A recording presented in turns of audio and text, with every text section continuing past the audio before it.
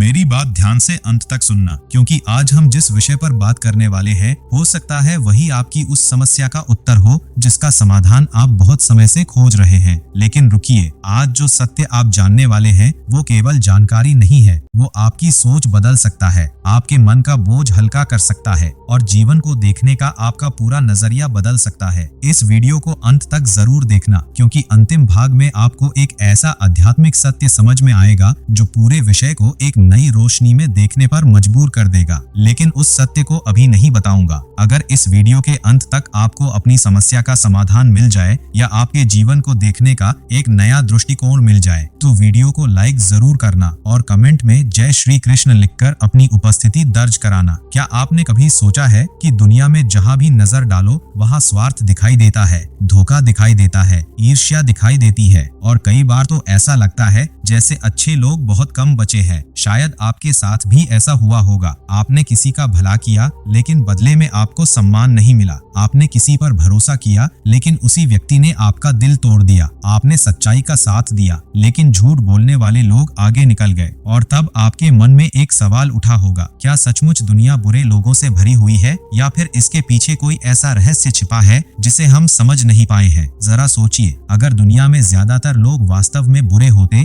तो हर घर टूट चुका होता, हर रिश्ता खत्म हो चुका होता और कोई किसी की मदद नहीं करता। लेकिन ऐसा नहीं है। आज भी लोग किसी अजनबी की मदद करते हैं। आज भी माँ अपने बच्चों के लिए त्याग करती है। आज भी कुछ लोग बिना किसी स्वार्थ के दूसरों का भला करते हैं। फिर ऐसा क्यों लगता है कि दुनिया में अच्छाई से ज्यादा बुराई है? यही वो रहस्य है जिसे समझे बिना इंसान जीवन भर लोगों से शिकायत करता रहता है। भगवान बुद्ध ने एक बार समझाया था कि संसार वैसा नहीं दिखता जैसा वो है, संसार वैसा दिखता है जैसा हमारा मन उसे देखता है। और यही बात आधुनिक मनोविज्ञान भी कहता है। हमारा दिमाग नकारात्मक घटनाओं को सकारात्मक घटनाओं की तुलना में ज्यादा याद रखता है। एक व्यक्ति आपकी 10 बार मदद करे और एक बार आपको दुख दे तो मन बार बार उसी दुख को याद करता है। यही से एक भ्रम पैदा होता है कि दुनिया में बुरे लोग ज्यादा हैं। लेकिन क्या ये पूरी सच्चाई है? नहीं, इसके पीछे एक और भी गहरा कारण छिपा है। एक ऐसा कारण जो हमारी बचपन, हमारी सोच, हमारे अनुभव और यहाँ तक कि हमारी आत्मिक अवस्था से भी जुड़ा हुआ है। और जब आप उसे समझेंगे तो शायद पहली बार आपको एहसास होगा कि समस्या केवल दुनिया में नहीं है, कुछ ऐसा हमारे भीतर भी चल रहा है जो हमें लोगों को एक विशेष नजर से देखने पर मजबूर करता है। लेकिन वो क्या है? क्या वास्तव में लोग बुरे हैं या हमारा मन कोई खेल खेल रहा है? और अगर लोग बुरे नहीं हैं तो फिर दुनिया में इतना संघर्ष क्यों है? अगले भाग में हम इसी रहस्य का पहला पर्दा उठाएंगे और जानेंगे कि हमारा दिमाग क्यों अच्छाई की तुलना में बुराई को ज्यादा तेजी से पकड़ता है और कैसे यही एक आदत हमारे पूरे जीवन का नजरिया बदल देती है। पिछले भाग में हमने एक महत्वपूर्ण प्रश्न छोड़ा था,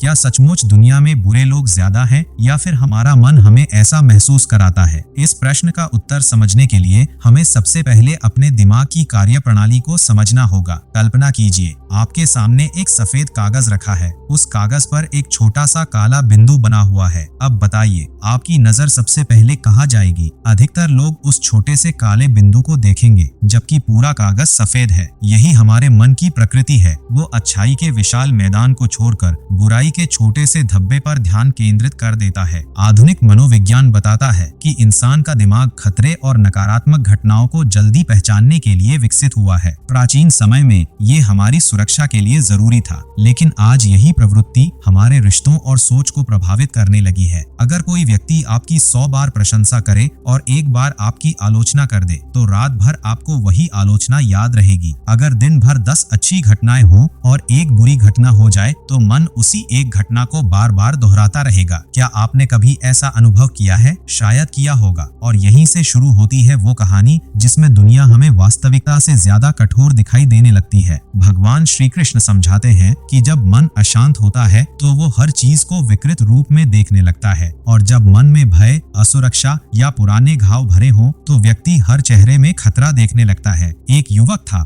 बचपन में उसके साथ कई बार धोखा हुआ। जिन लोगों पर उसने भरोसा किया उन्होंने उसका विश्वास तोड़ दिया। धीरे धीरे उसने ये मान लिया कि कोई भी अच्छा नहीं होता। वो जहाँ भी जाता उसे लोगों की गलतियां पहले दिखाई देती, उनकी अच्छाइयां नहीं। कुछ वर्षों बाद उसे एक वृद्ध संत मिले। संत ने उससे पूछा, तुम्हें दुनिया में सबसे ज्यादा क्या दिखाई देता है? उसने कहा, स्वार्थ और धोखा। संत मुस्कुराए और बोले, जिस चीज को तुम सबसे ज्यादा खोजते हो उसी को सबसे ज्यादा पाते भी हो। ये सुनकर युवक चुप हो गया, क्योंकि पहली बार उसने अपने भीतर झांकना शुरू किया। कबीर भी यही संकेत देते हैं कि इंसान अक्सर दूसरों की कमियां देखने में इतना व्यस्त हो जाता है कि अपने मन के चश्मे को देखना भूल जाता है, और यही चश्मा उसकी पूरी दुनिया को रंग देता है। लेकिन इसका मतलब ये नहीं कि दुनिया में बुराई है ही नहीं। बुराई भी है, धोखा भी है, स्वार्थ भी है। लेकिन प्रश्न ये है, क्या हम केवल उसी को देख रहे हैं या पूरी तस्वीर को देखने की कोशिश कर रहे हैं? यही से एक और गहरा रहस्य सामने आता है। कई बार लोग बुरे नहीं होते,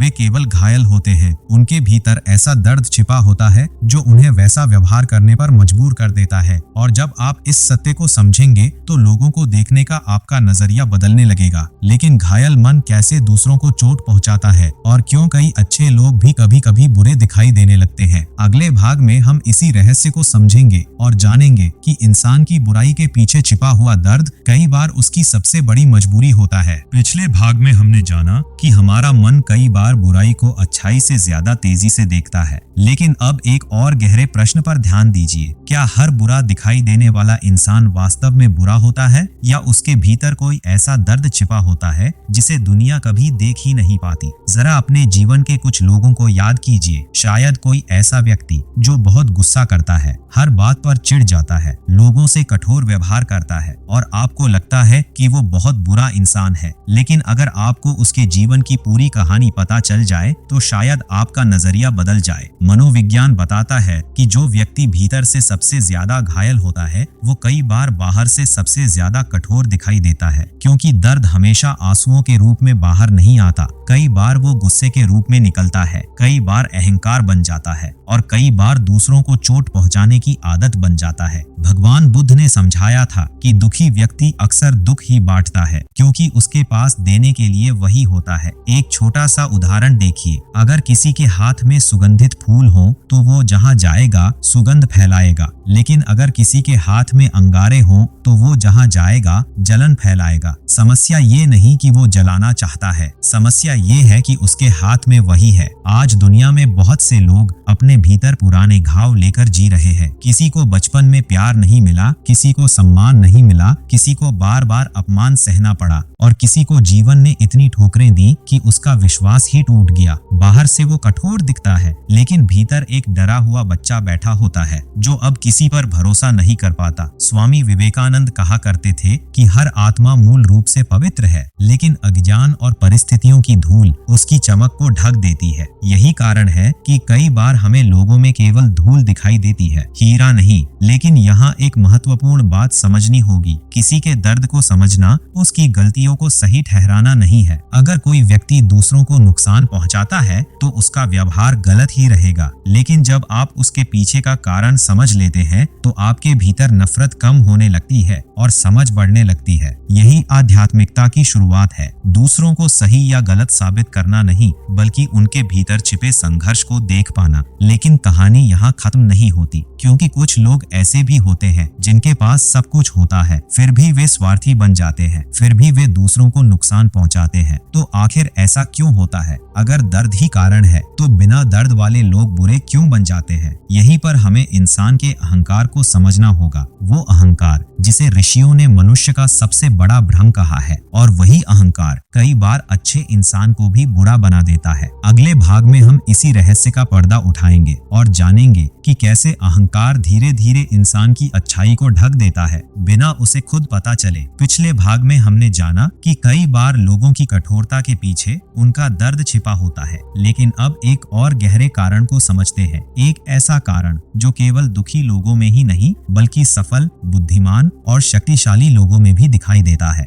वो कारण है अहंकार। अहंकार का अर्थ केवल घमंड नहीं होता। अहंकार का अर्थ है अपने आप को वास्तविकता से बड़ा समझ लेना, अपने विचारों को अंतिम सत्य मान लेना और ये भूल जाना कि हम भी गलत हो सकते हैं। चाणक्य ने समझाया था कि जब व्यक्ति का अहंकार बढ़ता है तो उसकी बुद्धि धीरे धीरे कम होने लगती है, क्योंकि वो सीखना बंद कर देता है, सुनना बंद कर देता है और केवल खुद को सही मानने लगता है। जरा सोचिए, जब दो लोग झगड़ते हैं तो क्या दोनों ये सोचते हैं कि वे गलत हैं? नहीं, अधिकतर समय दोनों को लगता है कि वे सही है और सामने वाला गलत है। यहीं से संघर्ष शुरू होता है, यहीं से रिश्ते टूटने लगते हैं और यहीं से लोग एक दूसरे को बुरा समझने लगते हैं। मनोविज्ञान भी यही बताता है कि इंसान अपनी गलतियों के लिए परिस्थितियों को जिम्मेदार मानता है, लेकिन दूसरों की गलतियों के लिए उनके चरित्र को। अगर हम देर से पहुंचे तो हम कहेंगे ट्रैफिक बहुत था, लेकिन अगर कोई दूसरा देर से पहुंचे तो हम कहेंगे ये व्यक्ति गैर जिम्मेदार है। देखा आपने, हम अपने लिए अलग नियम बनाते हैं और दूसरों के लिए अलग। यही मन का भ्रम है, यही अहंकार का खेल है। भगवान श्री कृष्ण समझाते हैं कि जब व्यक्ति केवल अपने लाभ, अपनी इच्छा और अपनी छवि में उलझ जाता है तो वो धीरे धीरे अपने वास्तविक स्वरूप से दूर होने लगता है, और जब आत्मा की आवाज कमजोर पड़ती है तो स्वार्थ की आवाज मजबूत हो जाती है। एक व्यापारी की कहानी है। शुरुआत में वो बहुत ईमानदार था, लोग उसका सम्मान करते थे, लेकिन जैसे जैसे धन बढ़ा वैसे वैसे उसके भीतर ये भावना बढ़ने लगी कि वो सबसे श्रेष्ठ है। धीरे धीरे उसने लोगों का उपयोग करना शुरू कर दिया, रिश्तों को साधन समझना शुरू कर दिया, और एक दिन वो इतना अकेला हो गया कि उसके पास धन तो था लेकिन विश्वास करने वाला कोई नहीं था। दुनिया उसे बुरा कहने लगी, लेकिन सच ये था कि वो पहले दूसरों से नहीं, खुद से दूर हुआ था। और यही बात बहुत से लोगों के साथ होती है। वे बुरे पैदा नहीं होते, वे धीरे धीरे अपने अहंकार के कैदी बन जाते हैं। लेकिन अब एक बहुत महत्वपूर्ण प्रश्न उठता है, अगर दर्द और अहंकार दोनों ही इंसान को बदल सकते हैं तो क्या हर व्यक्ति के भीतर अच्छाई और बुराई दोनों मौजूद हैं? क्या वो व्यक्ति जिसे हम अच्छा कहते हैं कुछ परिस्थितियों में बुरा बन सकता है, और क्या जिसे हम बुरा कहते हैं वो सही परिस्थिति मिलने पर अच्छा बन सकता है? इस प्रश्न का उत्तर बेहद चौंकाने वाला है, क्योंकि ये सीधे मानव स्वभाव से जुड़ा हुआ है और इसे समझे बिना हम कभी नहीं जान पाएंगे कि दुनिया में वास्तव में बुरे लोग ज्यादा हैं या केवल परिस्थितियां लोगों को बदल देती हैं। अगले भाग में हम इसी रहस्य को समझेंगे और जानेंगे कि इंसान के भीतर अच्छाई और बुराई का संघर्ष हर दिन कैसे चलता रहता है। पिछले भाग में हमने अहंकार की शक्ति को समझा, लेकिन अब हम उस सत्य के और करीब पहुंचने वाले हैं जो शायद आपके जीवन की कई गलत फहमियों को दूर कर सकता है। जरा एक क्षण के लिए सोचिए, क्या कोई इंसान पूरी तरह अच्छा हो सकता है या पूरी तरह बुरा? अगर आप ईमानदारी से अपने भीतर झांकें तो आपको एहसास होगा कि आपके अंदर भी दोनों मौजूद है। कभी आप किसी की मदद करते हैं और कभी किसी की बात से जलन भी महसूस करते हैं। कभी आप बहुत दयालु बन जाते हैं और कभी गुस्से में ऐसी बातें कह देते हैं जिनका बाद में पछतावा होता है। तो फिर सच्चाई क्या है? सच्चाई ये है कि हर इंसान के भीतर अच्छाई और बुराई दोनों के बीज मौजूद है, और जीवन भर ये तय होता रहता है कि कौन सा बीज ज्यादा पानी पा रहा है। भगवान बुद्ध ने कहा था कि मन एक बगीचे की तरह है, जिसमें जो विचार बार बार बोए जाते हैं वही धीरे धीरे चरित्र बन जाते हैं। अगर मन में करुणा बोई जाए तो करुणा बढ़ेगी, अगर मन में क्रोध बोया जाए तो क्रोध बढ़ेगा। और यही बात आधुनिक न्यूरोसाइंस भी बताती है। जिस प्रकार के विचार हम बार बार सोचते हैं, दिमाग उसी दिशा में मजबूत होता जाता है। यानी हम धीरे धीरे वही बनते जाते हैं जिसे हम बार बार अपने भीतर दोहराते हैं। एक साधारण उदाहरण देखिए। दो मित्र थे, दोनों ने जीवन में कठिनाइयों का सामना किया। एक ने निर्णय लिया कि वो अपने दर्द से सीख लेगा, दूसरा ये मान बैठा कि दुनिया उसके खिलाफ है। कुछ वर्षों बाद पहला व्यक्ति शांत, समझदार और दयालु बन गया, जबकि दूसरा व्यक्ति कड़वाहट से भर गया। घटनाएं लगभग समान थी, लेकिन प्रतिक्रिया अलग थी, और उसी प्रतिक्रिया ने उनका भविष्य बदल दिया। यही कारण है कि परिस्थितियां महत्वपूर्ण जरूर हैं, लेकिन अंतिम निर्णय हमेशा मन के भीतर होता है। स्वामी विवेकानंद कहा करते थे कि इंसान अपने विचारों से ही ऊपर उठता है और अपने विचारों से ही गिरता है। इसलिए किसी को केवल उसके एक व्यवहार से मत आंकिए, क्योंकि हर व्यक्ति के भीतर एक युद्ध चल रहा है। एक तरफ उसका उच्च स्वरूप और दूसरी तरफ उसका निम्न स्वरूप। एक तरफ प्रेम, दूसरी तरफ भय, एक तरफ करुणा, दूसरी तरफ स्वार्थ। और कई बार जो व्यक्ति बाहर से बुरा दिखाई देता है वो भीतर इस युद्ध में हार रहा होता है। लेकिन यहाँ एक और गहरा प्रश्न पैदा होता है, अगर हर इंसान के भीतर अच्छाई और बुराई दोनों हैं, तो हमें दुनिया में बुराई ज्यादा क्यों दिखाई देती है?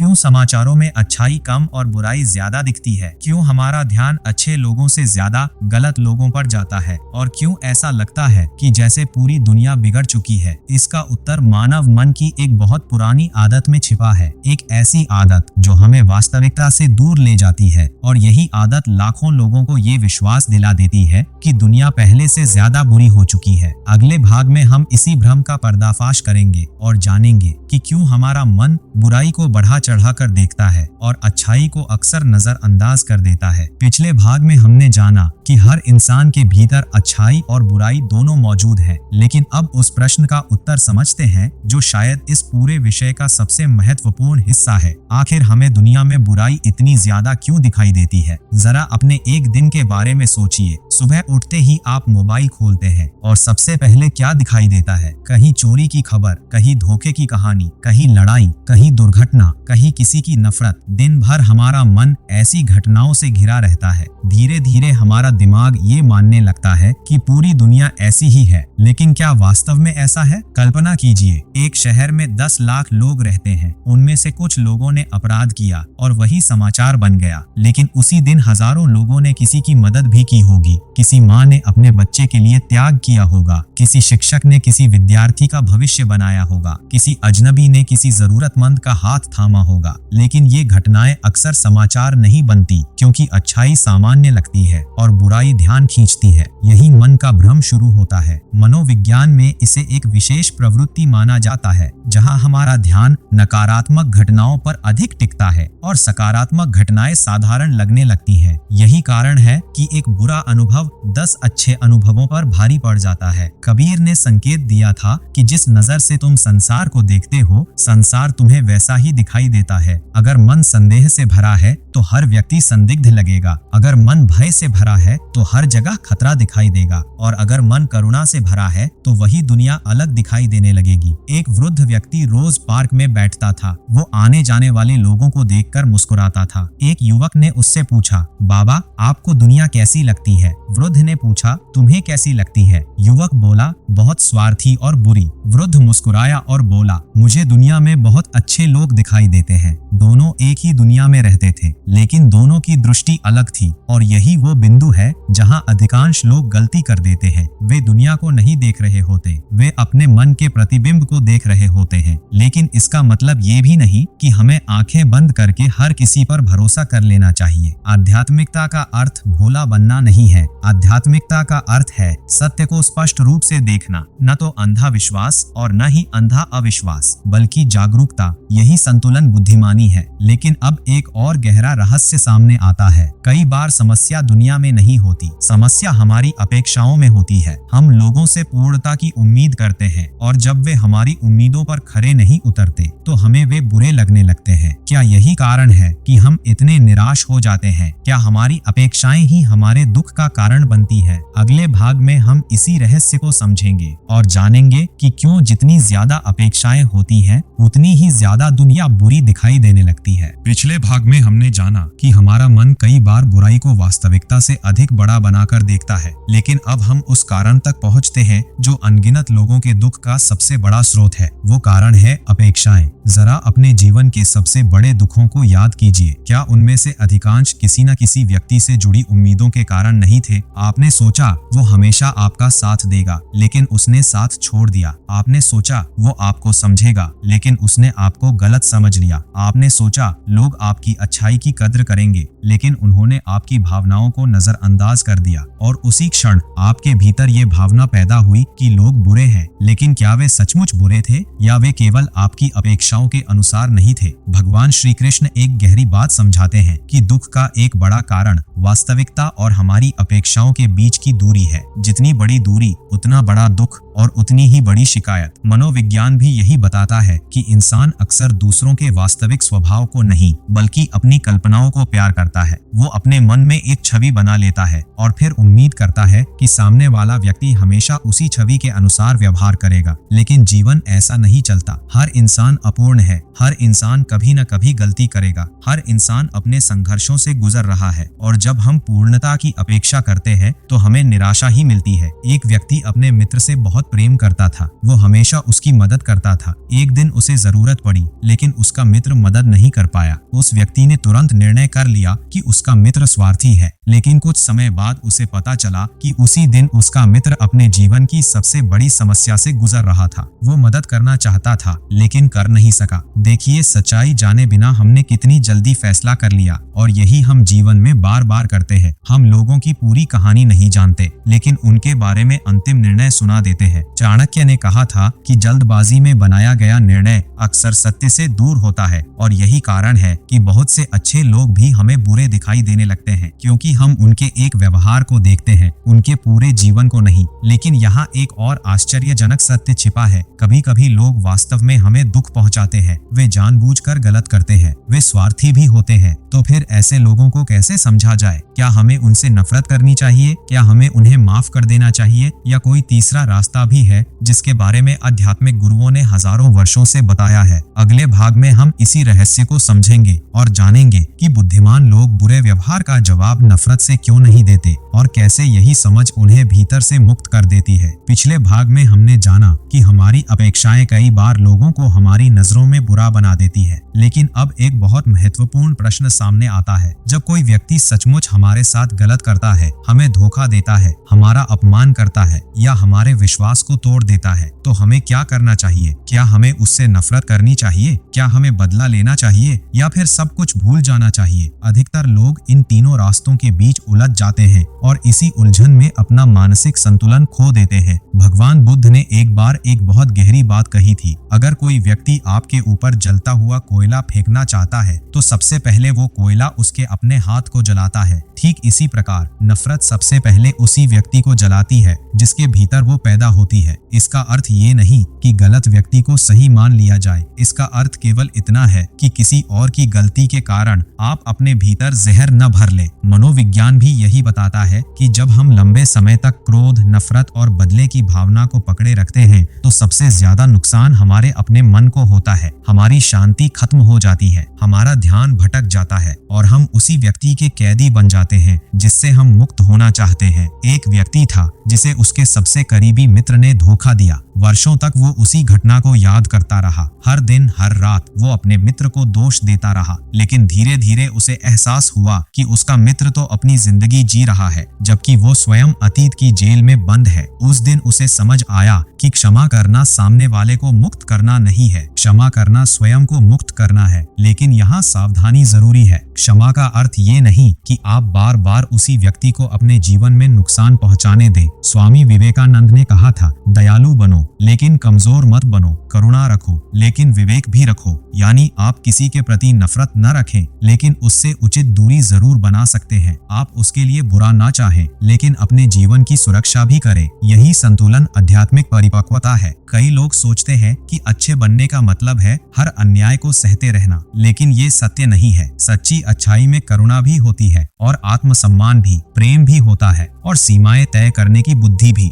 यही अधिकांश लोग गलती करते हैं, या तो वे बहुत कठोर बन जाते हैं या बहुत कमजोर, जबकि जीवन दोनों के बीच संतुलन मांगता है। लेकिन अब एक और गहरा प्रश्न सामने आता है, अगर दुनिया में बुराई, स्वार्थ और धोखा हमेशा से मौजूद है तो फिर महान संत भगवान बुद्ध, भगवान श्री कृष्ण, कबीर और विवेकानंद लोगों में अच्छाई देखने की बात क्यों करते थे? उन्होंने ऐसा क्या देखा था जो सामान्य लोग नहीं देख पाते? क्या इंसान के भीतर कोई ऐसी गहराई भी है जो उसके व्यवहार से कहीं बड़ी है? अगले भाग में हम इसी रहस्य को समझेंगे और जानेंगे कि क्यों महान ज्ञानी सबसे कठिन लोगों में भी एक छिपी हुई रोशनी देख लेते थे। पिछले भाग में हमने जाना कि नफरत हमें मुक्त नहीं करती बल्कि हमें उसी दर्द से बांधे रखती है। लेकिन अब हम इस विषय के सबसे रहस्यमय भागों में से एक में प्रवेश कर रहे हैं। एक ऐसा सत्य जिसे समझ लेने के बाद आप लोगों को देखने का अपना तरीका बदल सकते हैं। जरा सोचिए, भगवान बुद्ध के पास ऐसे लोग भी आए जिन्होंने उनका अपमान किया। कबीर को भी लोगों ने गलत समझा, स्वामी विवेकानंद को भी आलोचनाओं का सामना करना पड़ा और भगवान श्री कृष्ण को भी अनेक लोगों ने अपने जीवन काल में नहीं समझा। फिर भी इन महान आत्माओं ने लोगों से घृणा नहीं की। क्यों? क्या उन्हें लोगों की बुराई दिखाई नहीं देती थी?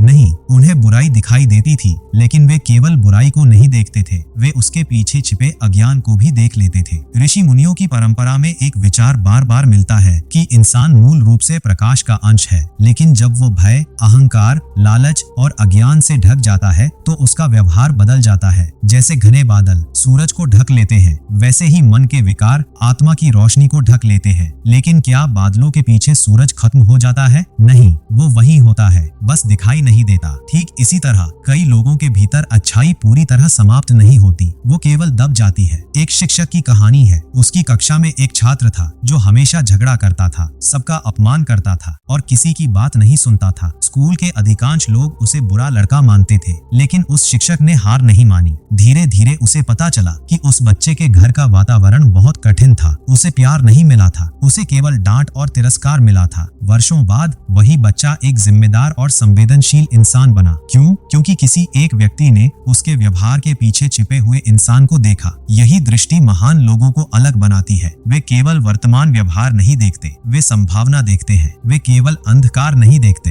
वे भीतर छिपी रोशनी को भी पहचानते हैं। लेकिन इसका अर्थ ये नहीं कि हर व्यक्ति बदल जाएगा या हर किसी को बदलना आपकी जिम्मेदारी है। नहीं, कुछ लोग अपने अज्ञान में बने रहना चुनते हैं, कुछ लोग अपनी गलतियों को स्वीकार नहीं करते और कुछ लोग अपने अहंकार को ही अपना सत्य मान लेते हैं। ऐसे लोगों से दूरी बनाना भी बुद्धिमानी है, लेकिन दूरी बनाते समय मन में नफरत न रखना, यही आध्यात्मिक परिपक्वता है। और अब हम उस अंतिम सत्य के बहुत करीब पहुंच चुके हैं। एक ऐसा सत्य जो ये समझाएगा कि आखिर दुनिया में ज्यादातर लोग बुरे क्यों दिखाई देते हैं और क्यों ये धारणा स्वयं हमारे जीवन को प्रभावित करती है। क्या वास्तव में समस्या दुनिया में है या देखने वाले की चेतना में? अगले भाग में हम इस रहस्य के अंतिम द्वार तक पहुंचेंगे और वो समझेंगे जो आपकी पूरी सोच को बदल सकता है। पिछले भाग में हमने जाना कि महान ज्ञानी लोगों के व्यवहार से आगे देखकर उनकी छिपी हुई संभावना को भी देख लेते थे। लेकिन अब हम उस अंतिम सत्य के बिल्कुल करीब पहुंच चुके हैं जिसका वादा इस वीडियो की शुरुआत में किया गया था। जरा एक प्रश्न अपने आप से पूछिए, अगर आपको हर जगह बुरे लोग ही दिखाई देते हैं तो इसका आपके मन पर क्या प्रभाव पड़ता है? धीरे धीरे आप लोगों पर भरोसा करना छोड़ देते हैं, आपका हृदय बंद होने लगता है, आप हर रिश्ते को शक की नजर से देखने लगते हैं और फिर एक समय ऐसा आता है जब आप दुनिया से नहीं खुद से भी दूर होने लगते हैं। यही कारण है कि दुनिया बुरी है ये विश्वास कई बार वास्तविकता से ज्यादा खतरनाक होता है, क्योंकि ये आपके भीतर की करुणा को कमजोर कर देता है। मनोविज्ञान बताता है कि इंसान जिस विश्वास को बार बार दोहराता है वो उसी के अनुसार दुनिया को देखने लगता है। अगर कोई व्यक्ति मान ले कि कोई भी भरोसे के लायक नहीं है तो वो अनजाने में उन्हीं घटनाओं पर ध्यान देगा जो उसके इस विश्वास को सही साबित करे, और जो लोग भरोसेमंद हैं उनकी अच्छाई उसके ध्यान से छूट जाएगी। यानी